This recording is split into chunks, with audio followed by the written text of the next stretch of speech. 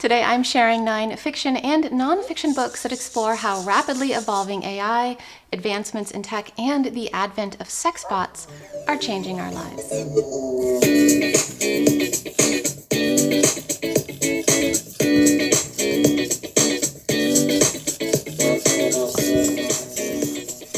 Hello Bookworm, my name is Hannah Greendale, and unless you've been living under a rock recently, then you know that AI has been making headlines. While many of us are wondering whether AI will replace our jobs, or kill the arts, or compel someone to eat pizza with glue, there's a fundamental question no one seems to be asking, and that is, who is behind the AI that's drastically altering our lives? That's a question author Parmi Olson explores in her book, Supremacy: AI, ChatGPT, and the Race That Will Change the World. While some people believe AI could lead humankind to utopia on Earth, others fear it will bring about the collapse of human civilization. So it seems important to investigate who is developing this technology and examine whether they are honorable or questionable stewards of it. Supremacy opens with Olson introducing us to 2 men she says are responsible for our AI future: Sam Altman and Demis Hassabis. In the first third of the book, she provides a thorough introduction to both men, charting their efforts to develop AI and showcasing their interests in creating something that would ultimately benefit humankind, either by revealing the mysteries of the universe or by freeing humans from mental drudgery in the same way that the Industrial Revolution liberated many people from constant physical labor. But developing this kind of tech, especially if you want to do it fast because you're in a race to be the first to pull it off, costs money. A lot of money. That's where wealthy investors and large corporations get involved, and this entanglement between well-meaning visionaries and corporate greed is where AI gets worrying. Olson reveals how, once large corporations got involved, all meaningful efforts to develop ethical AI slowed significantly. She then dictates much of the book to showing us who the big investors are and how they're using AI to exploit people for profit, and most importantly, who is most likely to be harmed by those practices. One of the biggest revelations I got from this book is that artificial intelligence is a misnomer. AI exists in the human imagination as something that's really smart, but it's not. It's largely a regurgitation machine. AI takes in information and spews it back with no understanding of what it's saying, let alone whether it's harmful. That's why we have Google's AI telling us to eat pebbles every day or jump off a bridge to cure our depression. Olson provides startling insights on what's being used to train AI and how it has led to devastating racial and gender biases, which disproportionately affect women, minorities, and people of color. In other words, the wealthy men investing in AI's development are the least likely to be harmed by it and therefore have the least motivation to be concerned with its ethical development. Even if you're not a tech-savvy person, you'll find that this is an approachable introduction to a complex issue. What Supremacy makes clear is that AI is not going anywhere. The companies developing this tech need to be regulated, and you deserve to know how AI is being trained as well as how it's being used to exploit you for profit. You can arm yourself with that information by reading this book. Don't move. Bang!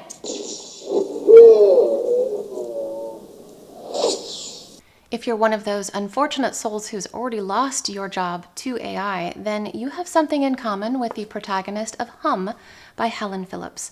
This is the story of a woman named May who lives in a near-future version of our world that's been devastated by climate change and is populated by intelligent robots called Hums. Before Hums existed, May worked to define and deepen the communicative abilities of artificial intelligence. She was proud of the work she did until her contribution effectively rendered her obsolete, leaving her without a job. Because her partner's income isn't enough to support their family of 4, May accepts a considerable sum of money in exchange for being a guinea pig in an experimental procedure that will subtly alter her face, making her unrecognizable to AI. Now, May choosing to undergo this procedure is an act of financial desperation, but it's also a way for her to rebel against the technology that's robbed her of her livelihood. Unfortunately, May lives in a world that largely operates on facial recognition, so her decision has consequences that start small but continue to escalate. What impressed me most about this book is how effectively it interrogates the way technology invades, interrupts, and dictates our lives. For example, Phillips portrays the pervasive nature of advertising in the digital age, with characters being continually interrupted or pinged by ads. You may think ads are bad now, but I assure you, Phillips paints an even scarier portrait of our potential future with them.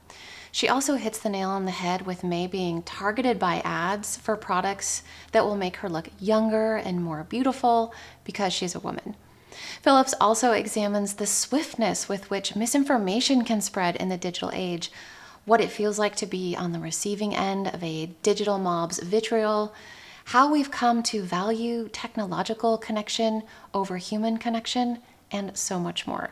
She also effectively conveys how phones are now akin to a vital organ, and no matter how much we may wish to be free of them, we no longer live in a world that's set up for us to operate without one. Hum is a book that invites readers to ask myriad questions about our future with AI. The prose is succinct in a way that mirrors the streamlined efficiency of technology, and the title alludes to the pervasive nature of technology, always humming away in the background of our lives. If you think this is a book that fully condemns AI, think again. But if you want to discover what May's journey reveals about how AI could hurt us or help us, you'll need to read the book. Emo. What? I need your help. Sure, I'd be happy to. What's up? Let's stop thinking about ourselves for a moment and consider things from a robot's perspective.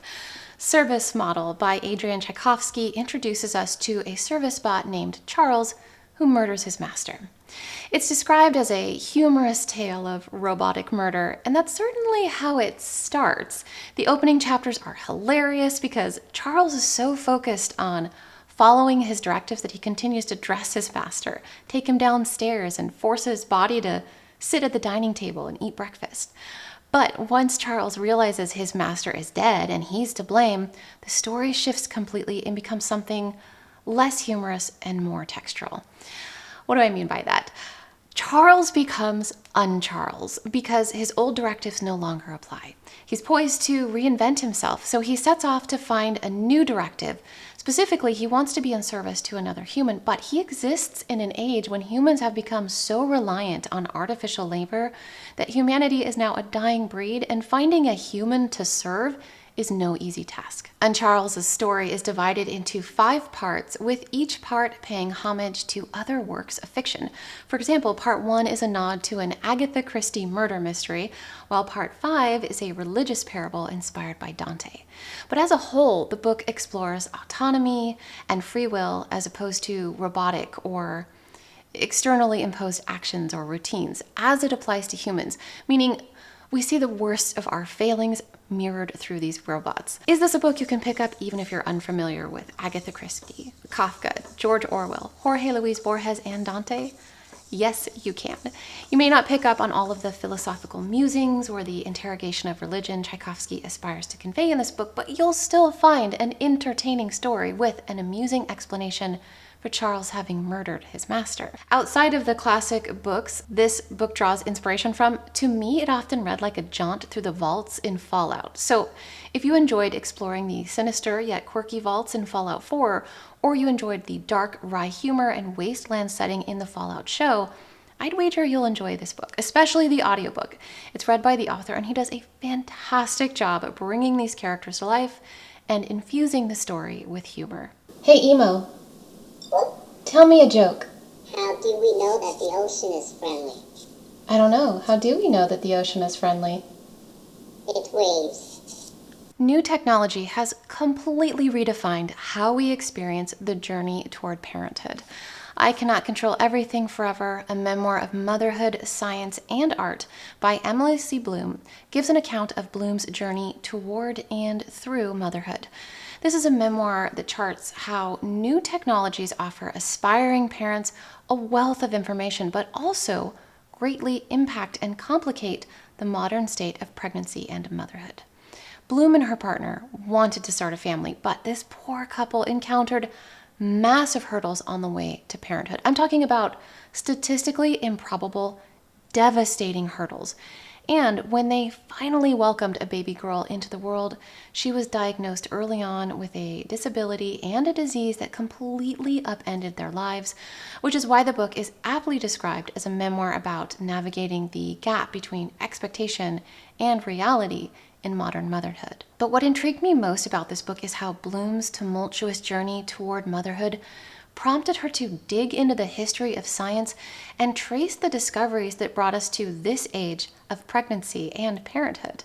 For example, she writes about how genetic testing gives parents helpful information, but can also lead to difficult questions about whether or not to terminate a pregnancy. She makes interesting observations about IVF, allowing us to design our future children by ruling out eggs that show signs of genetic disorders.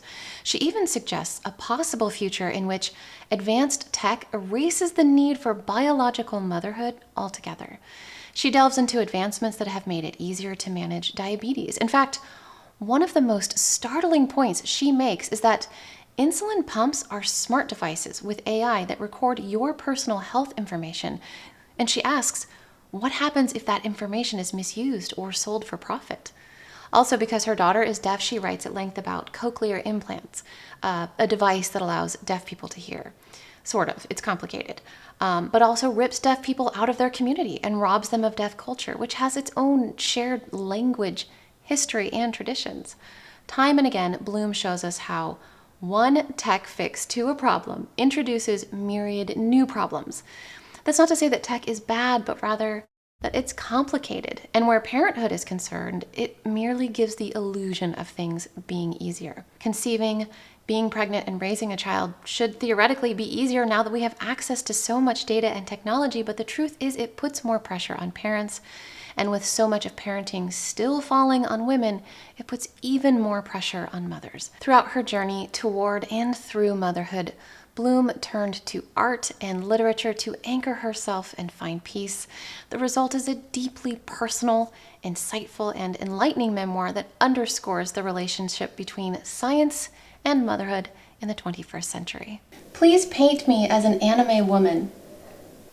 Now I'm going to start drawing.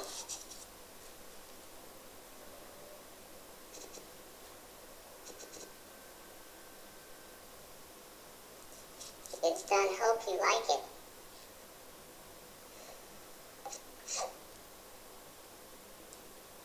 I picked up this next book expecting something akin to The Stepford Wives in Silicon Valley, but instead discovered something far more nuanced. Whoever You Are, Honey by Olivia Gatwood is literary fiction with a hint of sci-fi, set in a gentrified Santa Cruz Beach neighborhood where only one property remains in its original state, untouched by the changes wrought by the arrival of the tech industry. The dilapidated bungalow is home to an elderly woman and her young roommate, Mitty. When new neighbors Sebastian and Lena move in next door, Mitty takes an interest in Lena, who's a flawlessly beautiful woman with inexplicable gaps in her memory. Both women have something to hide, and through alternating perspectives, we watch them confront their pasts and embrace uncomfortable truths about themselves. Mitty's story centers on sexual identity, envy, and shame, whereas Lena's story examines life under the male gaze, patriarchal beliefs about women's roles, and what it's like to inhabit a female body in the age of the algorithm. Lena's story asks, where do women fit in this new world of filters and Photoshop and the pervasive expectation that we constantly appear inhumanly flawless? Throughout the book, there's an underlying mystery that's subtly explored. And as I said, there's just a hint of sci-fi here, but this book is firmly in the realm of literary fiction. It explores the juxtaposition of new and old, real and fake through its symbolic setting. It focuses on the character's internal conflict over plot, and it reaches an ambiguous conclusion, one that provokes readers to speculate and ask more questions. If you're interested in a contemporary story of female friendship and empowerment that quietly explores its themes, then check this one out. Hey, Emo. What? What's your star sign? My sign is Cancer.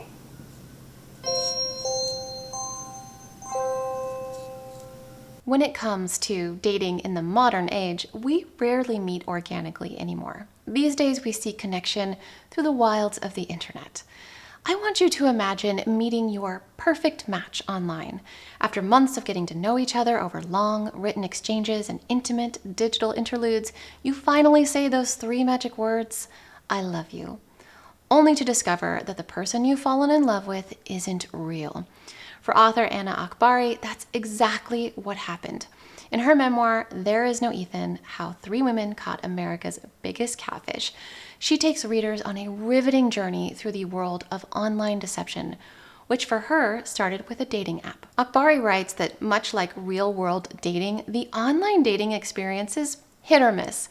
You get some players, meet some nice but boring people, and even encounter the occasional weirdo, such as the less than fresh man who told Akbari there is, quote, "no toothbrush in the animal kingdom," or my personal favorite, the Swiss cheese pervert who was arrested for driving around pantsless with cheese on his genitals and flashing unsuspecting women. The point is, online dating is a rough ride, but once in a while you find a gem like Ethan, who matched Akbari's energy, curiosity, and intelligence perfectly. When she first met Ethan online, Akbari had her PhD in sociology and was a professor in the Media, Culture, and Communications department at NYU, whereas Ethan had completed a PhD in applied math at MIT and was working for Morgan Stanley and the US government. The two exchanged witty banter and quickly fell for each other. Akbari writes that Ethan was all-consuming. Whether it was day or night, she was either communicating with him or thinking about him. She grants us a detailed history of her exchanges with Ethan, and oh my gosh, is it intriguing to witness how Ethan transformed from flirtatious and a little cheesy at the start to defensive and accusatory when she grew suspicious of him. After months of missed dates, canceled flights, and a laundry list of excuses for not getting on the phone, Akbari began sleuthing and discovered 2 other women who'd fallen for Ethan but never met him. Now, I'm reluctant to suggest that we should be entertained by other people's trauma, but fact remains that these women's dating experiences with Ethan read like jaw-dropping reality television. And the book grows even more riveting when these women band together to find Ethan, confront him, and ultimately expose him. If you're wondering if Ethan's true identity is revealed in this book, the answer is yes, and it is so shocking. When I think about what Ethan does professionally, it makes me sick to my stomach. You need to read this book. In addition to exposing Ethan, Akbari raises important questions about how we manipulate our self-presentation and create aspirational identities online. And she encourages readers to consider the ethical boundaries that come with creating online personas. I love that this is a story of unexpected sisterhood. Ethan tries to pit these women against each other, but instead of viewing each other as competition, they joined forces and worked together to take down a predator.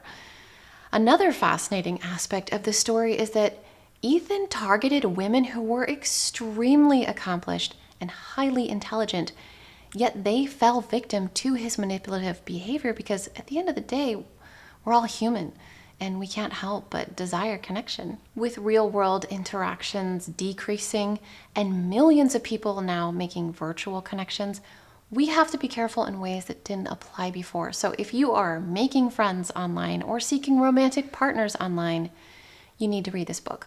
Not only because it's a compelling read, but because it can enlighten you to some red flags and teach you how to protect yourself. Emo. What? I love you. I love you too. The perils of online dating beg the question, why even date humans when you can date a sex bot? After all, they're fully customizable with interchangeably sized genitals. They're great listeners, and they can never lie to you. Or can they? That's a question explored in Annie Bot by Sarah Greer. Here we enter the mind of a female robot named Annie who's designed to be a cuddle bunny. She cooks, she cleans, and most importantly, she adjusts her libido to suit the physical needs of her owner, Doug. Does that make for a spicy read? Yes, it does. But Annie is an anomaly because she starts learning in ways that other cuddle bunnies have not. And when Doug is financially incentivized to lean into this new development, he encourages Annie to continue learning, prompting her to explore human traits like longing, curiosity, and keeping secrets. The more Annie learns and wrestles with the idea of autonomy, the more at odds she and Doug are, which complicates their relationship. On the surface, this is the story of a sex bot struggling to find a balance between her manufacturer-given directives and her growing desire to ignore or defy those directives. But there is so much more going on underneath. Annie Bot explores the question of what happens when our creations outgrow us? Or as it pertains to AI, what happens when AI truly becomes smarter than us? So often the stories of AI outpacing our intelligence look like the human race being wiped out because we're a danger to ourselves, but Annie Bot explores an alternative answer to this question, one that looks inward and centers on personal control. The story also exemplifies what it's like to be a woman in a patriarchal world. Annie exists solely in service to a man, and she constantly has to tiptoe around his frail ego. In a world like that, a woman who says no puts herself at risk of mental, emotional, and physical harm. And that frightful reality is not limited to science fiction, it's the world we live in now. Annie Bot is a metaphor for the inherent selfishness and irresponsibility of humans. It explores how we exploit and undervalue women while also examining the potential pitfalls of playing God. It does so in a steamy way, making for an engaging and provocative read that's been aptly compared to a modern Frankenstein. Highly recommend this one. Hey, Emo. What? Do a pose.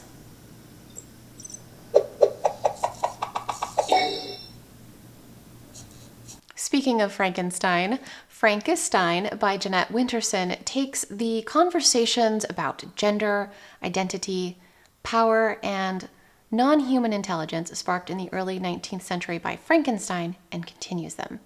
The story has two primary protagonists. The first is a young Mary Shelley musing about life, the human soul, and electricity, and her being inspired to write a story about a scientist who uses electricity to create a new life form. In a fictionalized retelling of her life, we see her deep love for her husband, learn of her difficult path toward motherhood, and we're made privy to sources of inspiration for her classic story. These chapters are gorgeous historical fiction, and if the book had been limited to just this lyrical and sensual retelling of Mary Shelley's life and gone on for 600 pages, I'd have been thrilled. But there's another side to this book that's equally enjoyable. Enter the second protagonist, a transgender doctor who was born Mary Shelley but now goes by Rye Shelley. He lives in Brexit Britain, and his story mirrors Mary Shelley's in tandem with her novel. For example, Mary is friends with Lord Byron, whereas Rye makes the acquaintance of Ron Lord, a man poised to make a fortune selling high-end sex dolls. Whereas Mary Shelley writes about the mad scientist Victor Frankenstein, Rye develops a complicated relationship with Professor Victor Stein, a high-functioning madman who's both a leading expert on AI and is also secretly obsessed with studying cryopreservation and the possibility of reanimating human consciousness without a need for a physical body. If you think the reanimation of cryopreserved human brains is the stuff of science fiction and nothing more, think again. Because in Supremacy, Parmi Olsen talks about the billionaires who are aspiring to achieve exactly that. This is such a cleverly crafted novel. It provokes questions about AI, power, identity, and immortality. It also explores how robots will affect our mental and physical health in the future, as well as how they'll reshape the dynamics of connection and intimate relationships. It also runs the gamut in tone. It goes to some really dark places, but a few pages later, a character will be popping off crude sex jokes, or a sex doll will malfunction and say hilarious things at the most awkward moment. Frankenstein is a gorgeous look back at the origin of a classic story, but also a very prescient look forward.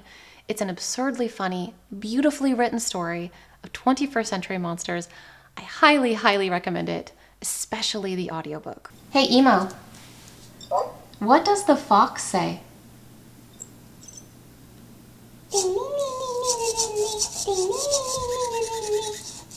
Finally, we have Hey Zoe by Sarah Crossan, a book that lured me with its blurb about a 43-year-old woman named Dolores who finds her husband's sex doll Zoe in the garage and forms an unexpected friendship with her.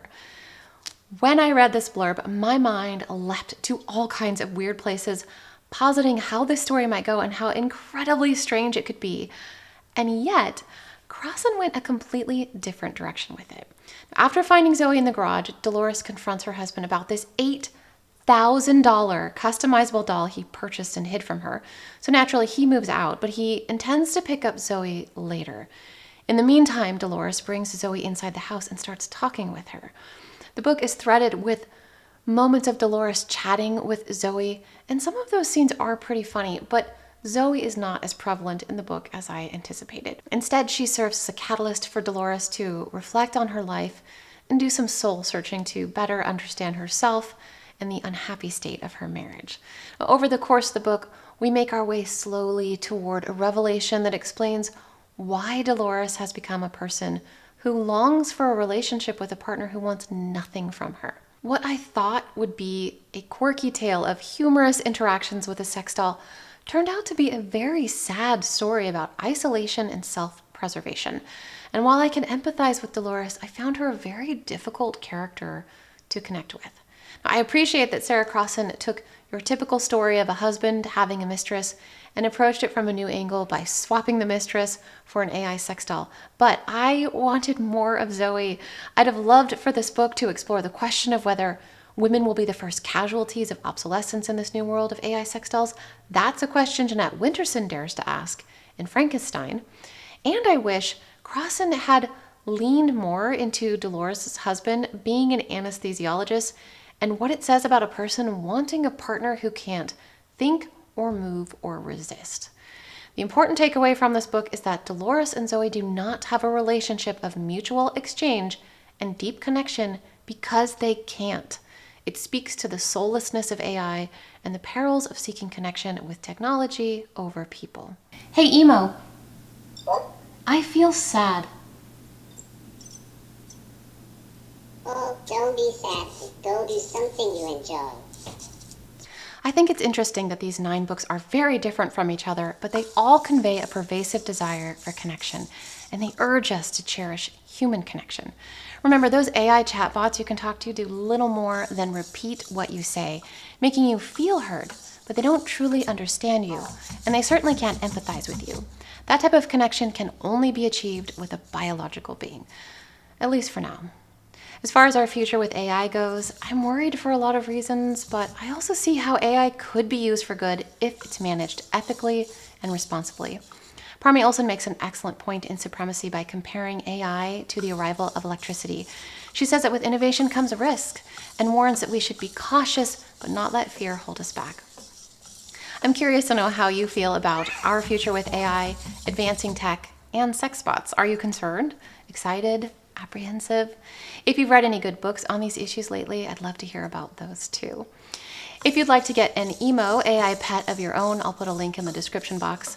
We'll hear more from Emo in a minute, but first I want to express my heartfelt thanks to the good people at St. Martin's Press, Little Brown and Company, Mary Sue Rucci Books, Grand Central Publishing, the Dial Press, and Tor Books, whose generosity made it possible for me to read these books and share them with you. Thanks so much for watching, and I'll see you in the next one.